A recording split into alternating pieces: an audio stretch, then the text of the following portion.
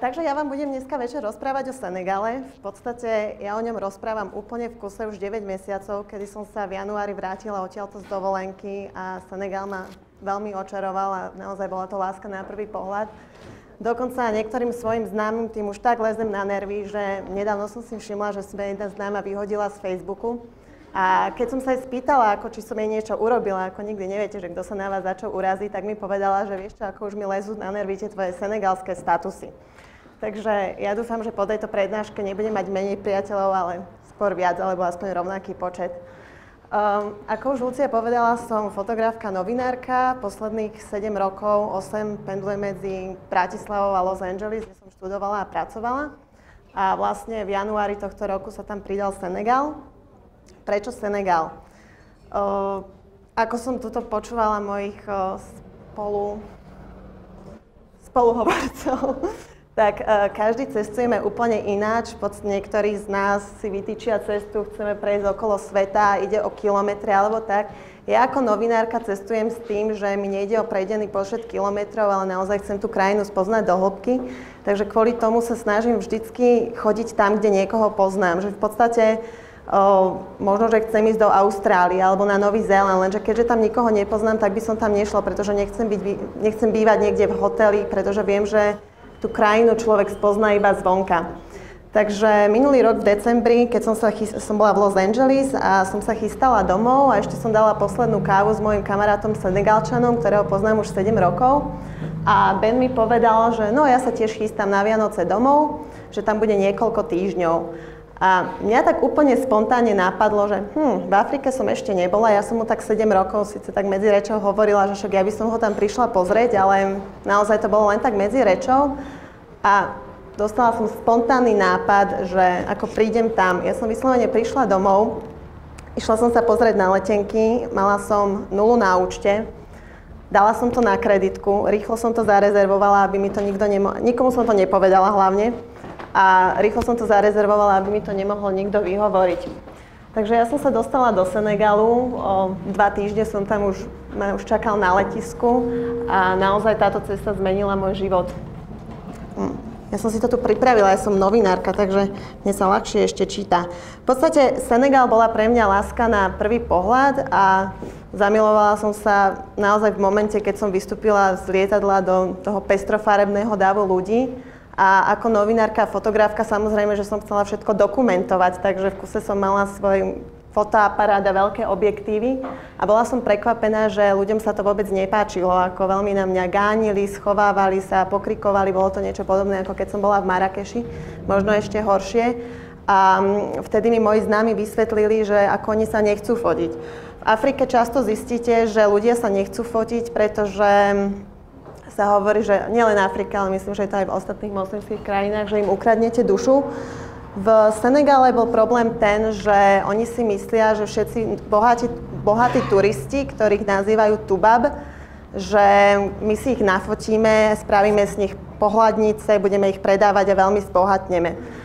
Je to na jednej strane pravda, ako už aj Afrika, chodí tam veľa turistov, ktorí to zneužívajú, boli veľké sexuálne aféry, že napríklad nemeckí turisti proste za pár korún alebo dokonca zadarmo nejak zneužili černovské dievčatá a vlastne nafotili s nimi porná, alebo vychádzajú nádherné fine art knihy, kde fotografovia z Francúzska alebo proste z Európy zadarmo odfotia týchto ľudí a vlastne potom vydávajú veci, ale už aj v Senegale toto veľmi vláda dokumentuje a normálne minule stopli knihu, už bola v press a bol z toho dosť veľký medzinárodný škandál. Takže ja som si vtedy uvedomila a začala sa tak mimovoľne u mňa vyvíjať taká nová filozofia cestovania, že cestuj a zanechaj po sebe stopy. Čo to znamená? V podstate ľudia od vás chcú pár drobných, ale keď niekomu dáte 10 centov alebo čo, tak vy mu skutočne nepomôžete. Ja som si uvedomila, že často stačí, keď sa s tými ľuďmi porozprávate a dáte im nejakú radu, alebo naozaj oni tam žijú v tej svojej komunite proste jak s klapkami na očiach, že vlastne ako zahraniční my sa pozeráme na tú ich situáciu z úplne inej perspektívy a vlastne často vidíme cestu tam, kde oni nevidia. Napríklad ja som prišla do tejto rybárskej dedine Kajar, kde oni tradičným spôsobom žijú už, neviem, celé XY rokov a všetko ma tam, som bola nadšená, videla som rôzne možnosti, či už agroturistiky a všetkého možného. Takže vlastne som sa skamarátila s tými miestnymi rybármi, aj s miestnym starostom a vlastne začali sme dávať dokopy rôzne projekty. Vlastne mojou formou zanechaniastvo bola výstava, ktorú som tam urobila v apríli. Môžem ťa poprosiť na tú ďalšiu? Každé 2 roky sa v Senegale koná celoafrická výstava súčasného afrického umenia. A toto sú ešte fotky, čo ja som bola v Senegale. A vlastne ja som si povedala, keď som tam bola v januári, tak som sa s mnohými skamarátila. A vlastne všade mi robili cestičky, vlastne púšťali ma do svojich domovov, tak ja som si povedala, že nechcem byť jeden z tých turistov, čo proste nafotí a tí ľudia v živote tie fotografie neuvidia. Ale ja som vlastne urobila výstavu pre nich a inštalovala som ich priamo v rybárskej dedine na lodiach, pirogách. Tam som ja, toto som v tradičnom senegalskom oblečení. A vlastne vrátila som sa tam a začal sa to ako úplne malý projekt, tým, že som mala obrovské problémy proste získať financie, všetko bolo ťažké, nevedela som, akým spôsobom tam pôjdem, čo budem robiť, ale nakoniec som to naozaj s minimum peňazí zvládla a vrátila som sa medzi nich a vlastne táto výstava, ja som tam robila 3 výstavy, 2 v Dakare a 1 v tejto rybárskej dedine Kajar. Môžem ťa potom poprosiť do toho ďalšieho prejsť? Myslím si. Myslím, že to je ono, áno. Áno. Tuto sa vlastne pripravujem na výstavy a vlastne som do toho zapojila celú komunitu, celú rybárskú dedinu a bolo to úžasné, pretože vlastne teraz je internet už aj v Afrike úplne všade, že človek by si pomyslel, že v takejto zastrčenej rybárskej dedine, proste, že sú tam ešte aj bez telefóna, tak tam všetci už majú mobilné telefóny, je tam internet a vlastne správy o tejto výstave sa rozšírili do celého sveta medzi Senegalčanov, ktorí aj utiekli.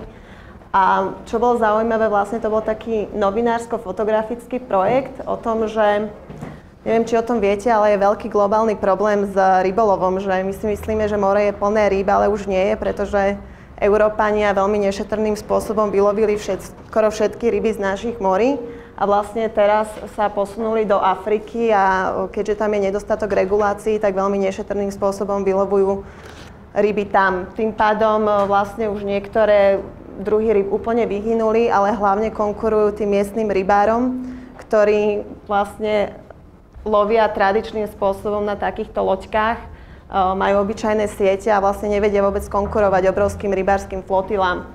Takže vlastne majú oveľa menej roboty a na druhej strane vlastne potom sa sadajú na tie lode a púšťajú sa na 10-dňovú plavbu do Európy na Kanárske ostrovy za slobodou a za lepšou budúcnosťou, čomu naivne veria. A vlastne často sa to zle končí. Takže moja výstava celkovo hovorila, chcela som to urobiť pre lokálnych ľudí, ale naozaj bola to taká novinársko-fotografická, vlastne malo to veľmi dobrý feedback z celého sveta, takže vlastne prišli potom aj tam médiá, bolo to aj v časopisoch, aj v novinách.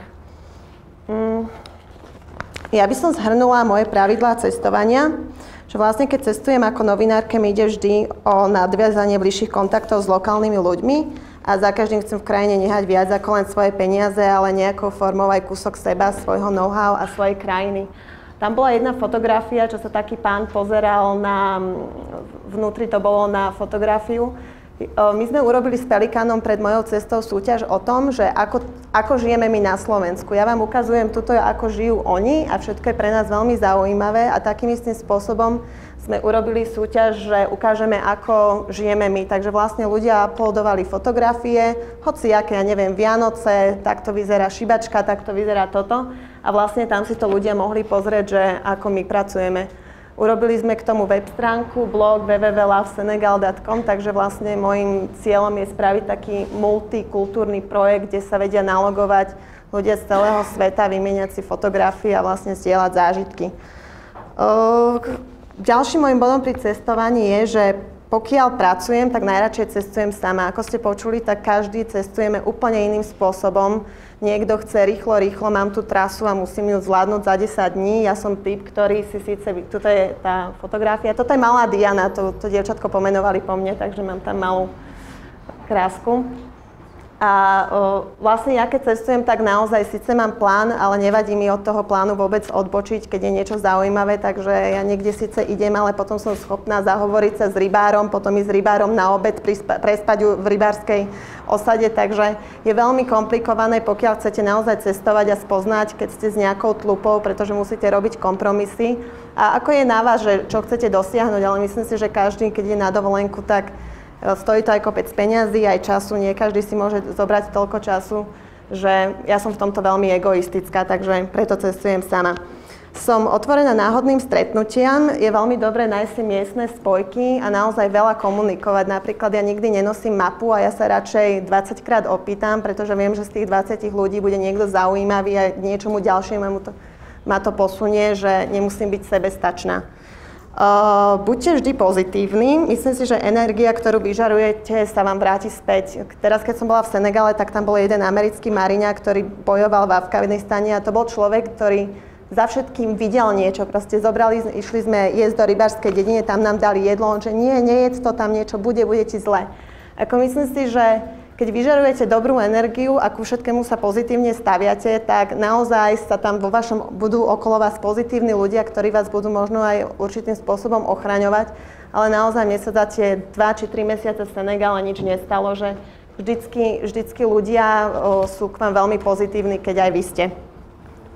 Veľmi dôležitý bod, láska prechádza cez žalúdok, a to obojstranne. Tam mám poslednú túto.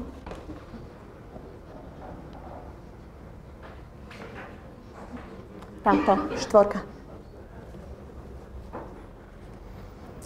V Senegale si zamilujete miestnu kuchyňu a v podstate, keď budete jesť s miestnymi a ukážete im, ako chutí, tak ako vám to chutí, tak si zamilujú vás. Neviem, ako ženy vždycky trávia v kuchyni veľmi veľa času a každý to berie ako samozrejmosť, ale vy keď niekde prídete do cudzej krajiny a prejavíte im, že ukážete im, že to jedlo bolo vynikajúce, tak oni naozaj ste hneď v rodine a oni sa k vám budú správať úplne inak, ako keď ste nejaký vyberaví, že proste niečo vám dajú a teraz vy sa bojíte, že dostanete hnačku alebo neviem čo, že sa bojíte. Takže ja som za to, že všetko ochutnať, ako mne to aj chutilo a naozaj ja som tam nemala žiaden problém, ale myslím si, že to je taká univerzálna pravda, že cez to jedlo a pite a jedzte s ľuďmi a že sa s nimi veľmi rýchlo zblížite. A čo tu máme ešte? Nie je odpoveď. V podstate každý z nás máme nejaké svoje cestovateľské sny. Vždycky sú skoro problém peniaze.